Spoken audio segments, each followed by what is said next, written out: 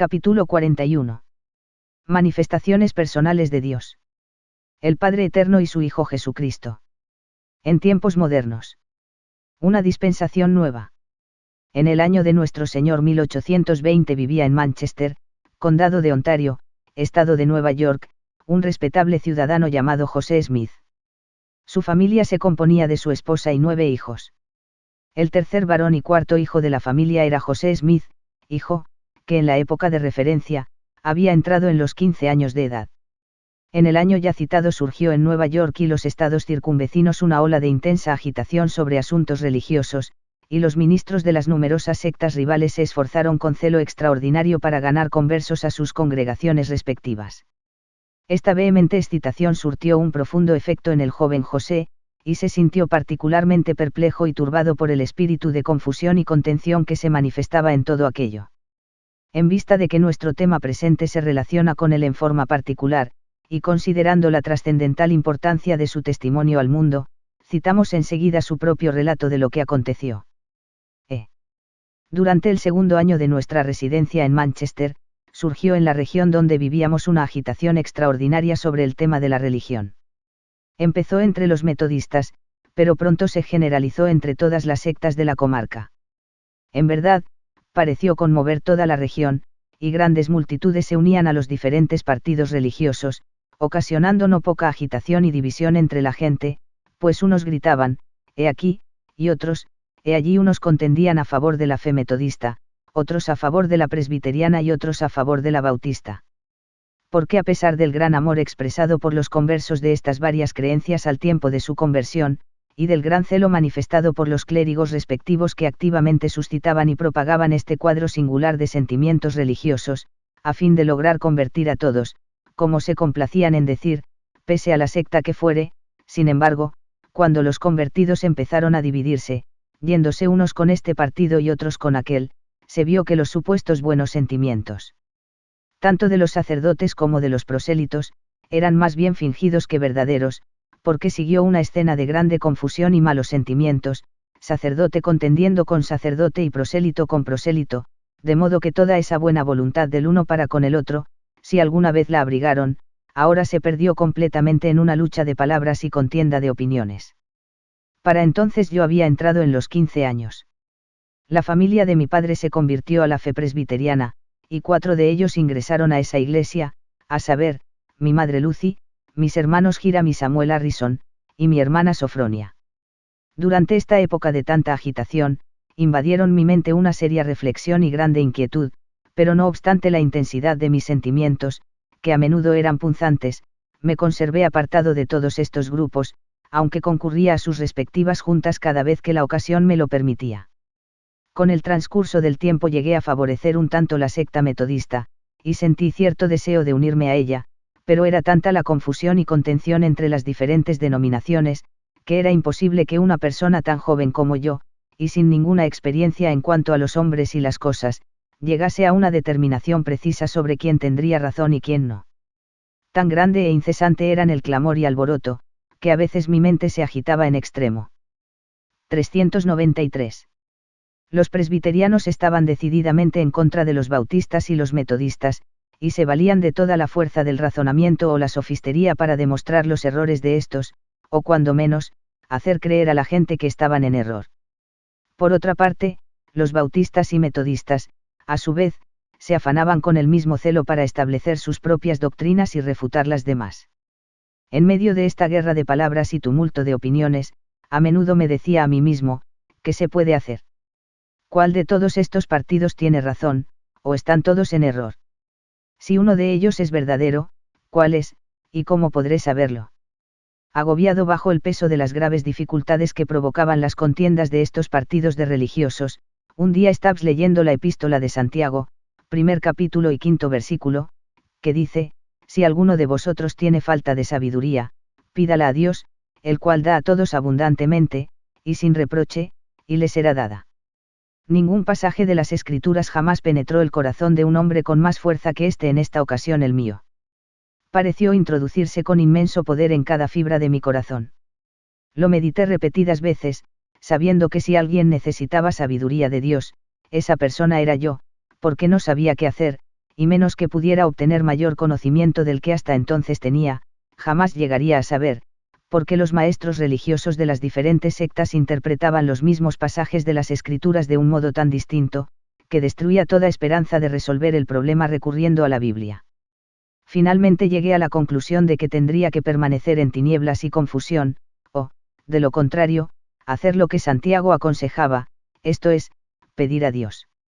Al fin tomé la determinación de pedir a Dios, habiendo decidido que si Él daba sabiduría a quienes carecían de ella, y la impartía abundantemente y sin reprochar, yo podría intentarlo. Por consiguiente, de acuerdo con esta resolución mía de recurrir a Dios, me retiré al bosque para hacer la prueba. Fue una mañana hermosa y despejada, en los primeros días de la primavera de 1820. Era la primera vez en mi vida que hacía tal intento, porque en medio de toda mi ansiedad, hasta ahora no había procurado orar vocalmente. Después de apartarme al lugar que previamente había designado, mirando a mi derredor y encontrándome solo, me arrodillé y empecé a elevar a Dios los deseos de mi corazón. Apenas lo hube hecho, cuando súbitamente se apoderó de mí una fuerza que completamente me dominó, y fue tan asombrosa su influencia que se me trabó la lengua, de modo que no pude hablar.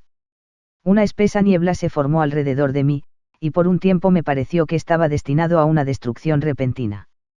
Mas esforzándome con todo mi aliento para pedirle a Dios que me librara del poder de este enemigo que me había inmovilizado, y en el momento preciso en que estaba para hundirme en la desesperación y entregarme a la destrucción, no a una ruina imaginaria, sino al poder de un ser efectivo del mundo invisible que ejercía esta fuerza tan asombrosa que en ningún otro ser había sentido yo jamás, precisamente en este momento de tan grande alarma vi una columna de luz más brillante que el sol. Directamente arriba de mi cabeza, y esta luz gradualmente descendió hasta descansar sobre mí. No bien se apareció, me sentí libre del enemigo que me había sujetado. Al reposar la luz sobre mí, vi a dos personajes de un brillo y gloria indescriptibles, en el aire arriba de mí. Uno de ellos me habló, llamándome por mi nombre, y dijo, señalando al otro, este es mi hijo amado, escúchalo. Había sido mi objeto recurrir al Señor para saber cuál de todas las sectas era la verdadera, a fin de saber con quién unirme. Por tanto, luego que me hube recobrado lo suficiente para poder hablar, pregunté a los personajes que estaban en la luz arriba de mí, cuál de todas las sectas era la verdadera, y a cuál debería unirme. Se me contestó que no debía unirme a ninguna, porque todas estaban en error, y el personaje que me habló dijo que todos sus credos eran una abominación a su vista, que todos aquellos profesores 394. Habían pervertido, que con sus labios me honran, pero su corazón está lejos de mí, enseñan como doctrinas mandamientos de hombres, teniendo apariencia de piedad, mas negando la eficacia de ella. De nuevo me mandó que no me afiliara con ninguna de ellas, y muchas otras cosas me dijo que no puedo escribir en esta ocasión. Cuando otra vez volví en mí, me encontré de espaldas mirando hacia el cielo. A los pocos días de haber visto esta visión, me encontré, por casualidad, en compañía de uno de los ministros metodistas, uno muy activo en la previamente mencionada agitación religiosa, y hablando con él de asuntos religiosos, aproveché la oportunidad para relatarle la visión que había visto. Su conducta me sorprendió grandemente, no solo trató mi narración livianamente, sino con mucho desprecio, diciendo que todo aquello era del diablo, que no había tales cosas como visiones y revelaciones en esos días, que todo eso había cesado con los apóstoles y que no volvería a haber más. Sin embargo, no tardé en descubrir que mi relato había despertado mucho prejuicio en contra de mí entre los profesores de religión, y fue la causa de una fuerte persecución, cada vez mayor, y aunque no era yo sino un muchacho desconocido de entre 14 y 15 años, y tal mi posición en la vida que no era un joven de importancia alguna en el mundo, sin embargo, los hombres en altas posiciones se fijaban en mí lo suficiente para agitar el sentimiento público en mi contra y provocar una amarga persecución, y esto fue general entre todas las sectas, todas se unieron para perseguirme.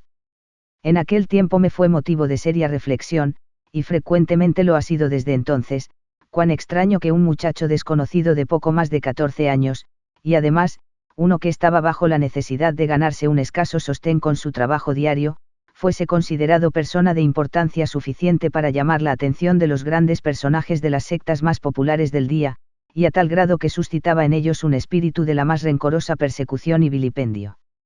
Pero extraño o no, así aconteció, y a menudo fue motivo de mucha tristeza para mí.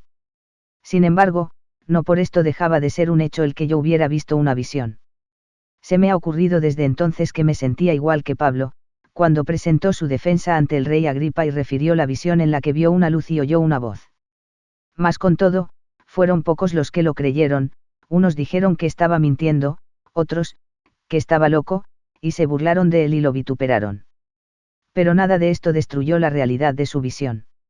Había visto una visión, y él lo sabía, y toda la persecución debajo del cielo no iba a cambiar ese hecho, y aunque lo persiguieran hasta la muerte, aún así, sabía, y sabría hasta su último aliento, que había visto una luz y oído una voz que le habló, y el mundo entero no iba a poder hacerlo pensar o creer lo contrario. Así era conmigo. Yo efectivamente había visto una luz, y en medio de la luz vi a dos personajes, los cuales en realidad me hablaron, y aunque se me odiaba y perseguía por decir que había visto una visión, no obstante, era cierto, y mientras me perseguían, me censuraban y decían toda clase de falsedades en contra de mí por afirmarlo, yo pensaba en mi corazón, ¿por qué me persiguen por decir la verdad? En realidad he visto una visión, ¿y quién soy yo para oponerme a Dios? ¿O por qué quiere el mundo hacerme negar lo que realmente he visto? Porque había visto una visión, yo lo sabía y comprendía que Dios lo sabía, y no podía negarlo, ni osaría intentarlo, por lo menos, entendía que al hacerlo ofendería a Dios y caería bajo condenación. Mi mente ya estaba satisfecha en lo que concernía al mundo sectario, que mi deber era no unirme con ninguno de ellos, sino permanecer como estaba hasta que se me dieran más instrucciones. Había descubierto que el testimonio de Santiago es cierto, que si el hombre carece de sabiduría puede pedirla a Dios y obtenerla sin reproche. De esta manera se inició la dispensación del cumplimiento de los tiempos. Se disiparon las tinieblas de la larga noche de apostasía, la gloria de los cielos una vez más iluminó el mundo, fue deshecho el silencio de los siglos, una vez más se oyó sobre la tierra la voz de Dios.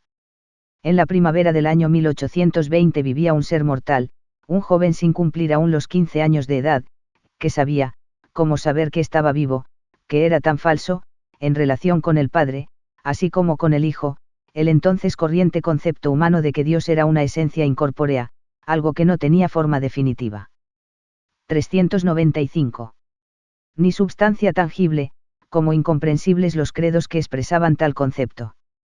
El joven José ahora sabía que tanto el Eterno Padre, como el Hijo glorificado, Jesucristo, eran varones perfectos en cuanto a forma y estatura, y que el hombre fue creado en la carne a imagen física de ellos. Sabía además que el Padre y el Hijo eran personajes individuales, el uno distinto del otro, verdad plenamente atestiguada por el Señor Jesús durante su existencia en la carne, pero echada en el olvido, cuando no enterrada por las sofisterías de la incredulidad humana. El joven Smith se enteró que la unidad de Dios consiste en una unidad perfecta en cuanto a propósitos, planes y hechos, tal como lo declaran las Escrituras, y no esa unión imposible de personas que las muchas generaciones de falsos maestros trataron de inculcar. Esta gloriosa teofanía confirmó el hecho de una apostasía universal, con su inescapable consecuencia de que la Iglesia de Cristo no existía en ninguna parte de la tierra. Eficazmente disipó el engaño de que había cesado para siempre la revelación directa de los cielos, y comprobó en forma afirmativa la realidad de la comunicación personal entre Dios y el ser mortal. Por la cuarta vez, desde el nacimiento del Salvador en la carne, la voz del Padre dio fe de la autoridad del Hijo en los asuntos relacionados con la tierra y el hombre. 4. En esta revelación de los días postreros en que el Padre se manifestó a sí mismo, él, como en previas ocasiones, no hizo más que afirmar el hecho de la identidad del Hijo y mandar que se le obedeciera. Un mensajero enviado de la presencia de Dios. Tras la gloriosa aparición del Padre y del Hijo a José Smith, siguió un periodo de 3 años y medio durante el cual, en lo que concernía a manifestaciones adicionales, se dejó solo al joven revelador. El intervalo le fue un tiempo de probación. Se vio sujeto a las mofas de los jóvenes de su propia edad y a la persecución agresiva de hombres mayores, de los cuales, con justificado tono de reprensión, dice que debían haber sido mis amigos y haberme tratado con bondad, y si me creían en error, procurado de una manera propia y cariñosa sacarme del engaño. Continuó su trabajo acostumbrado de labrar la tierra al lado de su padre y hermanos, de quienes recibió bondad, consideración y aliento, y a pesar de los vituperios, maltratos y denuncias de la comunidad en general, el joven permaneció firme y fiel a su solemne declaración de que había visto y oído al Padre Eterno así como a Jesús el Cristo, y que había recibido instrucciones de no unirse a ninguna de las sectas o iglesias contendientes, porque todas estaban fundamentalmente en error. La noche del 21 de septiembre de 1823, mientras oraba fervientemente a Dios en la soledad de su alcoba, José notó que el cuarto empezaba a iluminarse hasta que la luz alcanzó un fulgor mucho más brillante que el de un mediodía despejado. Dentro del cuarto se apareció un personaje glorioso, de pie en el aire, a corta distancia del piso. No solo el cuerpo del visitante, sino el manto suelto que llevaba puesto era de una blancura exquisita. Llamando a José por su nombre, le dijo que era Moroni, un mensajero enviado de la presencia de Dios, e informó al joven que el Señor tenía una obra para él y que se hablaría bien o mal de su nombre entre todas las naciones, familias y pueblos. El ángel le habló acerca de unos anales, grabados sobre planchas de oro, que contenían la historia de los antiguos habitantes del continente americano, así como la plenitud del Evangelio eterno cual el Salvador lo había comunicado a estos pueblos antiguos, y además, que con las planchas se hallaba un peto y el Urim y Tumim, preparados por intervención divina para ayudar en la traducción del libro. Le fue mostrado a José en una visión el sitio donde se hallaban depositadas las planchas y las otras cosas sagradas, y fue tan clara la manifestación, que fácilmente reconoció el lugar al visitarlo al día siguiente. El ángel repitió varios pasajes del Antiguo Testamento y uno del Nuevo, algunos textualmente y otros con pequeñas variaciones de la versión bíblica. La narración de José con respecto a las escrituras expuestas por Moroni es la siguiente. Primero citó parte del tercer capítulo de Malaquías, y también el cuarto o último capítulo de la misma profecía, aunque variando un poco de la manera en que se halla en nuestras Biblias. En lugar 396. De decir el primer versículo como se encuentra en nuestros libros, lo hizo de esta manera. Porque he aquí, viene el día que arderá corno un horno, y todos los soberbios, sí, todos los que obran inicuamente, arderán como rastrojo, porque los que vienen los quemarán, dice el Señor de los ejércitos, de modo que no les dejará ni raíz ni rama. Entonces citó el quinto versículo en esta forma: He aquí yo os revelaré el sacerdocio por la mano de Ilaías el profeta, antes de la venida del grande y terrible día del Señor.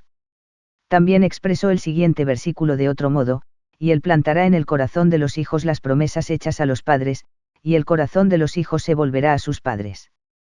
De no ser así, toda la tierra sería consumida totalmente en su venida. Aparte de estos repitió el capítulo 11 de Isaías, diciendo que estaba para cumplirse, y también los versículos 22 y 23 del tercer capítulo del libro de los Hechos, tal como se hallan en nuestro Nuevo Testamento. Declaró que ese profeta era Cristo, pero que aún no había llegado el tiempo en que habría de ser desarraigada toda alma que no oyere su voz, sino que pronto llegaría. Citó, además, desde el versículo 28 hasta el último del segundo capítulo de Joel, e indicó que todavía no se cumplía, pero que se realizaría en breve. Y también declaró que pronto entraría la plenitud de los gentiles. El mensajero partió, y la luz desapareció con él. 2 veces más durante la misma noche, sin embargo, volvió el ángel, y en cada ocasión repitió lo que había dicho en su primera visita, y agregó palabras de instrucción y precaución. Al día siguiente Moroni nuevamente le apareció al joven, y le mandó que informara a su padre acerca de las visitas y mandamientos que había recibido. El padre de José le aconsejó que obedeciera las instrucciones del ángel y testificó que eran de Dios. El joven entonces fue al sitio indicado por el ángel, la falda de una colina llamada Cumora en las planchas, e inmediatamente reconoció el lugar que le fue manifestado en la visión. Con la ayuda de una palanca levantó una piedra grande que resultó ser la tapa de una caja de piedra, dentro de la cual se hallaban las planchas y otros artículos especificados por Moroni. El ángel apareció en el sitio y le prohibió a José sacar el contenido de la caja en esa oportunidad. El joven volvió a colocar la pesada tapa de piedra en su lugar y se alejó. 4 años después, el ángel Moroni puso en manos de José las planchas, el Urim y Tumim y el peto. Este Moroni, que ahora venía como ser resucitado, fue el último sobreviviente de la nación nefita. Completó la historia de su pueblo y poco antes de su muerte la ocultó en el cerro de Cumora, de donde, por conducto suyo fue tomada y entregada al profeta y vidente moderno, José Smith, el 22 de septiembre de 1827. Esta historia, o más bien, parte de la misma, hoy está al alcance de todos, se ha traducido con la ayuda de interposición divina, y en la actualidad se publica en muchos idiomas con el título El Libro de Mormón. Juan el Bautista confiere el sacerdocio arónico. El 15 de mayo de 1829 José Smith, junto con su escribiente, Oliverio Cowdery, que le estaba ayudando en la obra de traducir la historia nefita, se retiraron a un paraje aislado para orar. Tenían como objeto especial preguntar al Señor concerniente a la ordenanza del bautismo para la remisión de pecados, del cual hallaron que se hablaba en las planchas. José escribió sobre ello.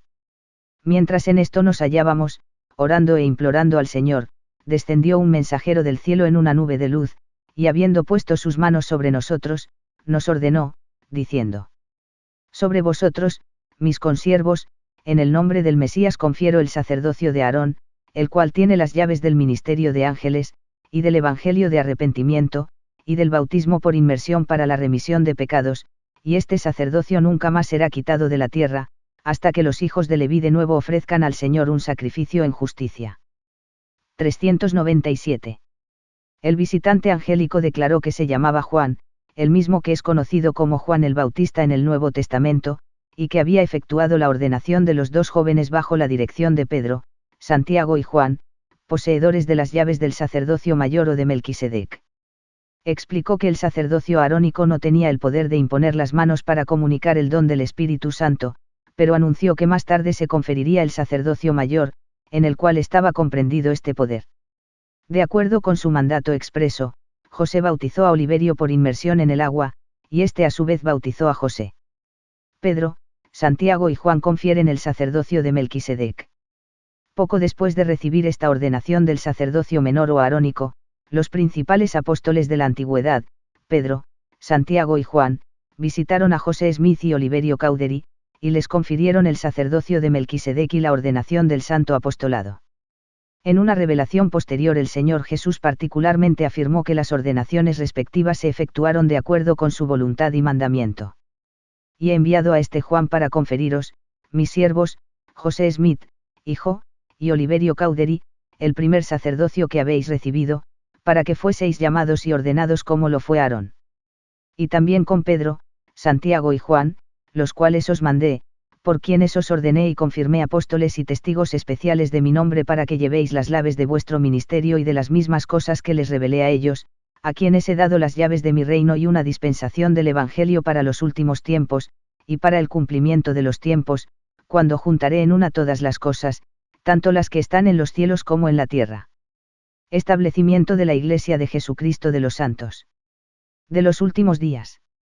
El día 6 de abril de 1830 se organizó formalmente la Iglesia de Jesucristo de los Santos de los Últimos Días en Fayette, Condado de Seneca, Estado de Nueva York, de acuerdo con la ley del país sobre el establecimiento de organizaciones religiosas. Las personas que participaron activamente en la organización solo fueron 6, el mínimo prescrito por la ley para estos actos, pero estuvieron presentes muchos otros, algunos de los cuales ya habían recibido la ordenanza del bautismo para la remisión de pecados.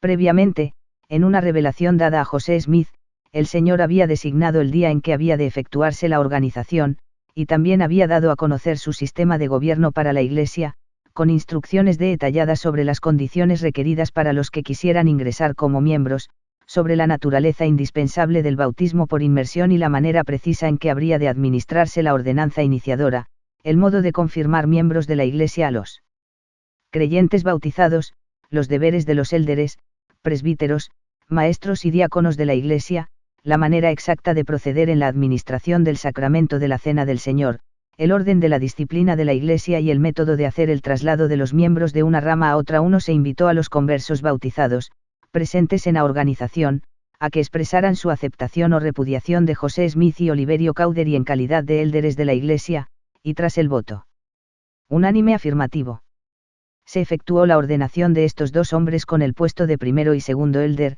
respectivamente, en la nueva organización. Mientras se hacía la traducción del Libro de Mormón, con particularidad durante los 2 años que transcurrieron precisamente antes de la organización de la Iglesia, se recibieron varias revelaciones por conducto de José el profeta y vidente, relacionadas con la obra de la traducción y la labor preparatoria necesaria para efectuar el establecimiento de la Iglesia como institución entre los hombres. El autor de 398. Estas varias revelaciones definitivamente manifestó ser Jesucristo, Dios, Hijo de Dios, el Redentor, la luz y la vida del mundo, Alfa y Omega, Cristo el Señor y Salvador. Desde 1829 se había indicado el nombramiento de los 12 apóstoles y se comisionó la búsqueda de los 12 que se presentarían ante el mundo en calidad de testigos especiales del Cristo. Subsiguientemente se confirió a estos la ordenación del santo apostolado, y en numerosas revelaciones de fechas posteriores se aprobó el consejo o quórum de los 12 y se comunicaron instrucciones concernientes a sus altos deberes. De esta manera se ha restablecido sobre la tierra la Iglesia de Jesucristo, con todos los poderes y autoridad correspondientes al santo sacerdocio que el Señor Jesús entregó a sus apóstoles en el período de su ministerio personal. Fue absolutamente necesaria la inauguración de una nueva dispensación del Evangelio, así como una restauración del sacerdocio, en vista de que por motivo de la apostasía de la Iglesia primitiva no había sobre la tierra quien tuviera la potestad para hablar o administrar en el nombre de Dios o su Cristo. En su visión de los postreros días Juan el teólogo vio que un ángel volvería a traer el Evangelio eterno para predicarlo a los moradores de la tierra, a toda nación, tribu, lengua y pueblo, diciendo a gran voz, temed a Dios, y dadle gloria, porque la hora de su juicio ha llegado, y adorad a aquel que hizo el cielo y la tierra, el mar y las fuentes de las aguas. Esta embajada angélica no habría sido más que una manifestación innecesaria y vana, y consiguientemente una imposibilidad, si el Evangelio eterno hubiese permanecido en la tierra con sus poderes del sacerdocio perpetuados por sucesión. Las promesas contenidas en las Escrituras, referentes a una restauración en los últimos días por comunicación directa de los cielos, es prueba conclusiva de la realidad de la apostasía universal. Moroni le apareció a José Smith con carácter de un mensajero enviado de la presencia de Dios, y le entregó una historia que contenía la plenitud del Evangelio eterno, cual se comunicó al pueblo del Señor en tiempos antiguos, y la distribución mundial del Libro de Mormón y otras publicaciones que contienen la palabra revelada en tiempos modernos, junto con el ministerio de miles que obran con la autoridad del santo sacerdocio, unidamente proclaman en alta voz a toda nación, temed a Dios, y dadle gloria, porque la hora de su juicio ha llegado. Otras comunicaciones de iOS cielos al hombre. Tras la organización de la Iglesia, previamente descrita, hubo frecuente comunicación directa entre el Señor Jesucristo y su profeta José, a medida que lo exigían las necesidades de la Iglesia. Se comunicaron numerosas revelaciones que hoy están al alcance de todo el que las quiera. A IEQ se concedió una maravillosa manifestación al profeta y a Sidney Rigdon, su compañero en la presidencia de la Iglesia, parte de la cual transcribimos enseguida. Nosotros, José Smith, hijo, y Sidney Rigdon, hallándonos en el Espíritu, el día 16 de febrero del año 1832, por el poder del Espíritu fueron abiertos nuestros ojos e iluminados nuestros entendimientos, al grado de poder ver y comprender las cosas de Dios, las mismas que existieron desde el principio, antes que el mundo fuese. Cosas que el Padre decretó por medio de su unigénito Hijo que fue en el seno del Padre aún desde el principio, y de quien damos testimonio, y el testimonio que damos es la plenitud del Evangelio de Jesucristo, el cual es el Hijo, a quien vimos y con quien conversamos en la visión celestial. Porque mientras hacíamos la traducción que el Señor nos había designado, llegamos al versículo 29 del 5º capítulo de Juan, que nos fue revelado de este modo, hablando de la resurrección de los muertos, concerniente a los que oirán la voz del Hijo del Hombre y se levantarán, los que hubieren hecho bien, en la resurrección de los justos, y los que hubieren hecho mal, en la resurrección de los injustos. Y a causa de esto nos maravillamos, porque nos fue revelado por el Espíritu. Y mientras meditábamos estas cosas, el Señor tocó los ojos de nuestro entendimiento, y fueron abiertos, y la gloria del Señor brilló alrededor. Y vimos la gloria del Hijo, a la diestra del Padre, y recibimos de su plenitud, y vimos a los santos ángeles y a aquellos que son santificados delante de su trono, adorando a Dios y al Cordero, a quienes 399. Adoran para siempre jamás. Y ahora, después de los muchos testimonios que se han dado de él, este testimonio, el último de todos, es el que nosotros damos de él, que vive. Porque lo vimos a la diestra de Dios, y oímos la voz testificar que él es el unigénito del Padre, que por él, y mediante él y de él los mundos son y fueron creados, y los habitantes de ellos son engendrados hijos e hijas para Dios. De esta visión siguió información adicional, visible e isia y como audible, y el Señor manifestó a sus siervos y proclamó en alta voz el destino de los inicuos y los rasgos característicos de los varios grados de gloria que se han dispuesto para las almas de los hombres en la otra vida. Se revelaron las distintas condiciones de honor y exaltación graduadas, correspondientes a los reinos celestial, terrestre y celestial, y la nueva luz de la sencillez y literalidad iluminó las antiguas escrituras relacionadas con el tema. Antes que pasaran 3 años y medio de su organización, la Iglesia inició la construcción del primer templo de la época moderna en Kirtland, estado de Ohio. Se emprendió la obra para cumplir una revelación en la que el Señor exigió esta obra a su pueblo. El número de los miembros de la Iglesia era pequeño, y la gente, además de ser pobre, pasaba por una época de oposición resuelta y persecución implacable. Aparición personal del Señor Jesucristo en el Templo de Kirtland. Debe entenderse que para los santos de los últimos días un templo es más que una capilla, iglesia, tabernáculo, o catedral, no es un sitio para asambleas comunes, ni aun para adoración ordinaria, sino distintiva y esencialmente una casa del Señor, un edificio consagrado para las ordenanzas del santo sacerdocio. El macizo y regio edificio del templo de Kirtland aún existe, pero ya no pertenece al pueblo que lo edificó tras innumerables sacrificios de tiempo, recursos y esfuerzos durante algunos años de abnegación y padecimientos. Las piedras angulares se colocaron el 23 de julio de 1833, y la construcción terminada se dedicó el 27 de marzo de 1836. El servicio dedicatorio se convirtió en una ocasión para siempre memorable, debido a un derramamiento del Espíritu del Señor semejante al día de Pentecostés, acompañado de la presencia visible de ángeles. En la tarde del mismo día se reunieron los varios quórumes del sacerdocio en el edificio, y se presenció una manifestación mayor aún de divino poder y gloria. El día siguiente, domingo 3 de abril de 1836, después de un servicio de adoración solemne, en el cual se administró la cena del Señor, el profeta José y su consejero, Oliverio Cowdery, se apartaron para orar detrás de los velos que cubrían la plataforma y púlpitos reservados para las autoridades presidentes del sacerdocio de Melquisedec. Dan este testimonio solemne de la aparición del Señor Jesucristo en ese sitio y ocasión. El velo desapareció de nuestras mentes, y los ojos de nuestro entendimiento fueron abiertos.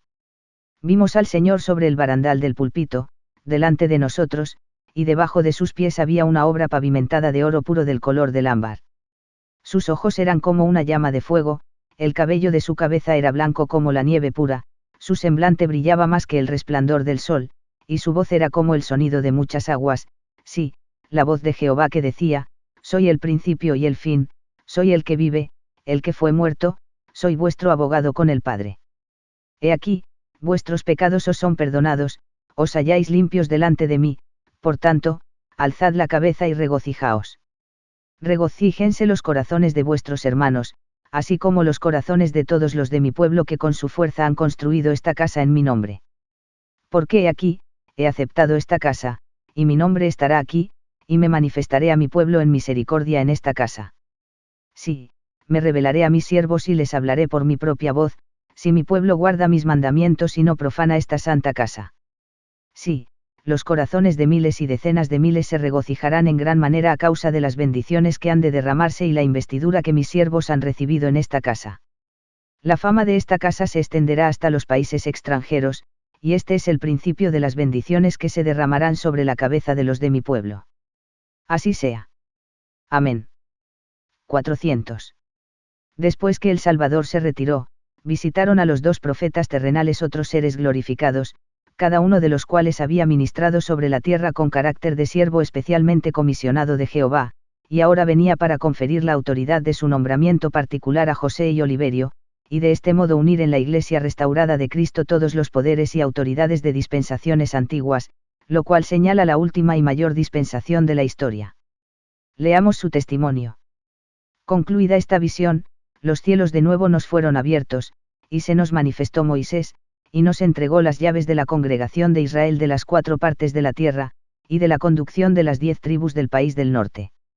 Después de esto, apareció Isaías y entregó la dispensación del Evangelio de Abraham, diciendo que en nosotros y en nuestra simiente todas las generaciones después de nosotros serían bendecidas.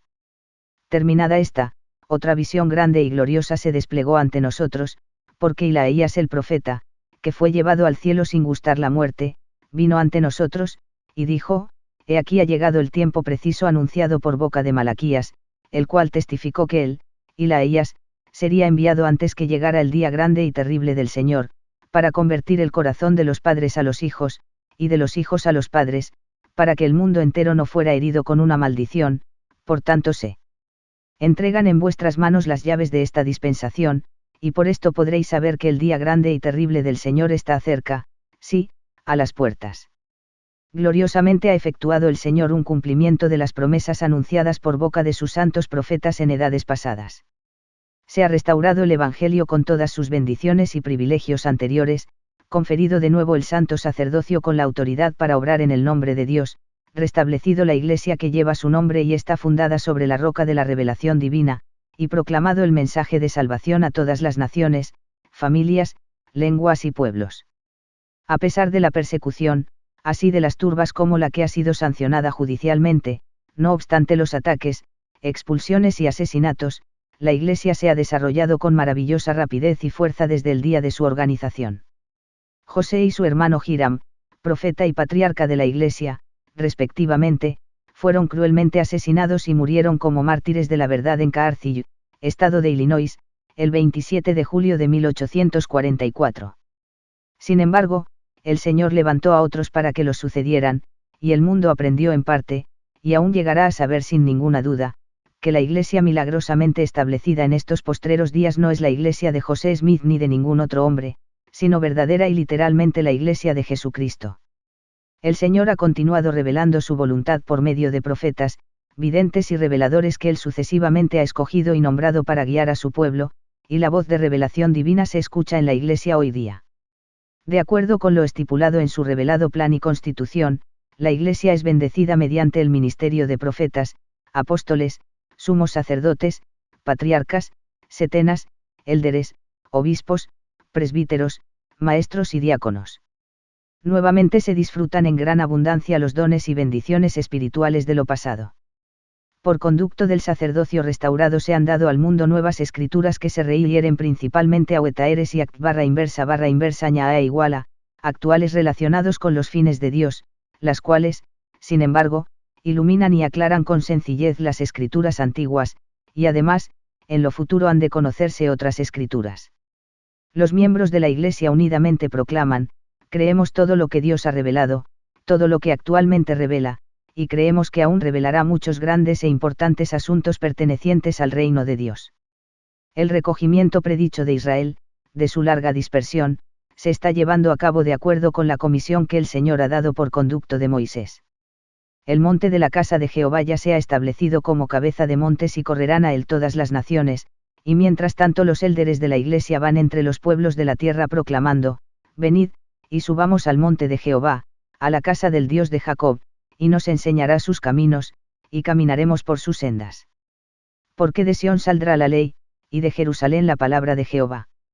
Dentro de templos sagrados los vivos están obrando en forma vicaria en bien de los muertos, el corazón de los hijos vivientes se vuelve con tierno interés hacia sus antepasados fallecidos, mientras que las huestes de espíritus desincorporados oran a fin de que su posteridad, todavía en la carne, logre 401.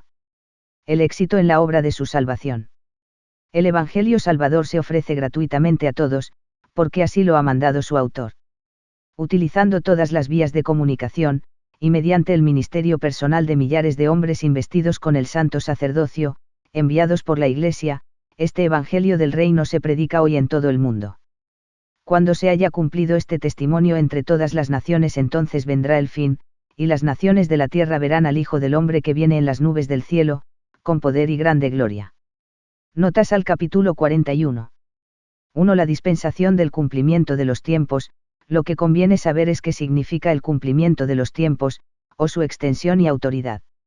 Significa que la dispensación del cumplimiento de los tiempos se compone de todas las dispensaciones que jamás se han dado desde que empezó el mundo, hasta esta época. Primeramente se dio una dispensación a Adán. Es bien sabido que Dios le habló por su propia voz en el jardín y le comunicó la promesa del Mesías. Y también a Noé se dio una dispensación, pues Jesús dijo: mas como en los días de Noé, será la venida del Hijo del Hombre, y así como los justos se salvaron en esa época y los inicuos fueron destruidos, así acontecerá en la actualidad, y desde Noé hasta Abraham, y desde Abraham hasta Moisés, y desde Moisés hasta Ilaías, y desde Ilaías hasta Juan el Bautista, y de allí a Jesucristo, y de Jesucristo a los apóstoles Pedro, Santiago y Juan, todos los cuales recibieron una dispensación por revelación de Dios para efectuar el gran plan de restitución, del cual hablaron todos los santos profetas desde el principio del mundo, y el objeto del cual es la dispensación del cumplimiento de los tiempos, en la cual se cumplirán todas las cosas que se han hablado desde que se formó la tierra, véase Malenial Star, tomo 16, página 220. 2. Las limitaciones del sacerdocio arónico. Después de conferir el sacerdocio menor o arónico a José Smith y a Oliverio Cowdery, el ángel ministrante, que en su estado carnal fue conocido como Juan el Bautista, explicó que la autoridad por él comunicada no comprendía el poder para imponer las manos y conferir el Espíritu Santo, pues era una de las funciones del sacerdocio mayor o de Melquisedec. Consideremos el caso de Felipe, no Felipe el apóstol, cuya ordenación lo facultaba para bautizar, pero se necesitó una autoridad mayor que la suya para conferir el Espíritu Santo, y por consiguiente, los apóstoles Pedro y Juan descendieron a Samaria para ejercer su ministerio entre los conversos que Felipe bautizó, Hechos 8, 5, 12-17. Véase Doc. Icon. 8 y 41, 46. 3. El sacerdocio y sus oficios. Es importante saber que aun cuando Pedro, Santiago y Juan confirieron el santo apostolado a José Smith y Oliverio Cowdery, y consiguientemente, la plenitud del sacerdocio de Melquisedec, fue necesario ordenar los élderes en la Iglesia. Cuando recibieron el sacerdocio de Melquisedec de los 3 apóstoles antiguos, no estaba organizada la Iglesia de Jesucristo, y por tanto, no había necesidad de oficiales en la misma, tales como élderes, presbíteros, maestros o diáconos. En cuanto fue establecida, se eligieron oficiales, a quienes se ordenó con el correspondiente grado de sacerdocio.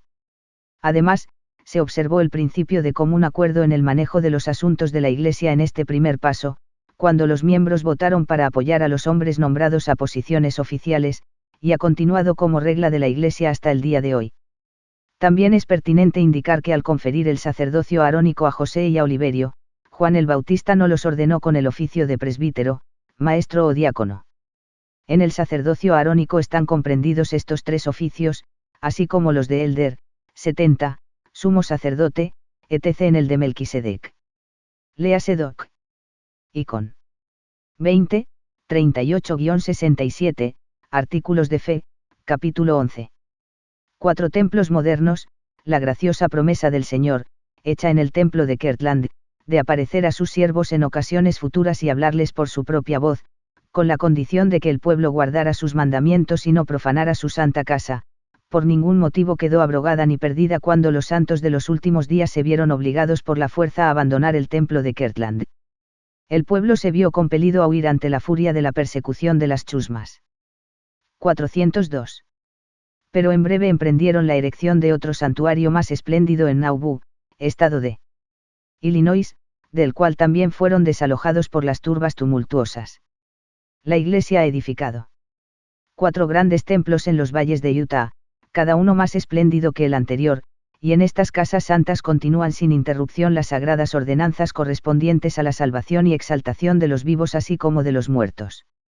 Los templos de la dispensación actual, según el orden de su terminación, y designados de acuerdo con el lugar donde están situados, son los siguientes: Kirtland, estado de Ohio; Nauvoo, estado de Illinois; Saint George, Logan, Manti, y Salt Lake City, estado de Utah; Cardston, Canadá; Laie, Hawái; Mesa, estado de Arizona; Idaho Falls, estado de Idaho; Los Ángeles, estado de California; Zollikofen, Suiza; Tuicaramea, cerca de Hamilton, Nueva Zelanda; New Chapel, Inglaterra; Oakland, estado de California. Véase The House of the Lord, páginas 63-232. 5. Congruencia de la afirmación de la Iglesia respecto de su autoridad.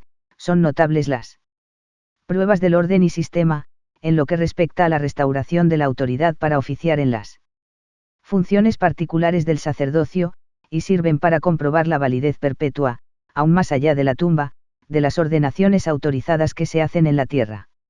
Juan el Bautista, especialmente comisionado según el orden del sacerdocio arónico en la época de Cristo, trajo las llaves de ese orden del sacerdocio, en el cual está comprendida la autoridad de bautizar para la remisión de pecados. Los apóstoles de la antigüedad, Pedro, Santiago y Juan, restauraron el apostolado, en el cual reposan todas las facultades correspondientes al sacerdocio de Melquisedec. Además, como ya se ha visto, Moisés confirió la autoridad para efectuar la obra del recogimiento, y Ilaías el profeta, que, por no haber gustado la muerte, guardaba una relación especial con los vivos, así como con los muertos, entregó la autoridad del ministerio vicario en bien de los que ya habían fallecido. A estos nombramientos de autoridad celestial se debe agregar la de Ilaías, el cual apareció a José Smith y a Oliverio Cowdery, y les entregó la dispensación del Evangelio de Abraham. Es evidente, pues, que las afirmaciones de la Iglesia con respecto a su autoridad son completas y concuerdan con la fuente de los poderes que declara tener, y los medios por los cuales estos nuevamente se han comunicado a la tierra. Las escrituras y revelaciones, antiguas como modernas, apoyan, como ley inalterable, el principio de que nadie puede delegar a otro una autoridad que el dador no posee. 6. Cesó la administración del sacerdocio de Melquisedec en tiempos antiguos. Los patriarcas, desde Adán hasta Moisés, tuvieron el sacerdocio mayor o de Melquisedec. Aarón fue ordenado con el oficio de sacerdote, y con él, sus hijos, pero queda abundantemente manifestado que Moisés tuvo una autoridad superior. Num 12, 1-8. Después de la muerte de Aarón, su hijo Eleazar ofició con la autoridad del sacerdocio menor, y aún Josué se sujetó a su consejo y autoridad. Num 27, 18-23, desde el ministerio de Moisés hasta el de Jesucristo, solamente el sacerdocio menor obró en la tierra, salvo en los casos de autoridad del orden mayor, especialmente delegada, como se manifiesta en los ministerios de ciertos profetas escogidos, por ejemplo, Isaías, Jeremías, Ezequiel y otros.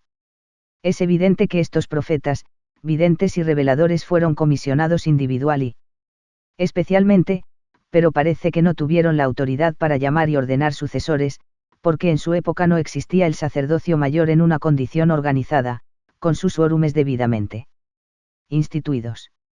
Sin embargo, no fue así con el sacerdocio arónico y levítico.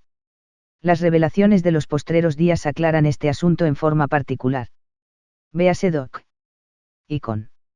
84, 23-28, léase toda la sección, también de House of the Lord, páginas 235 a 238.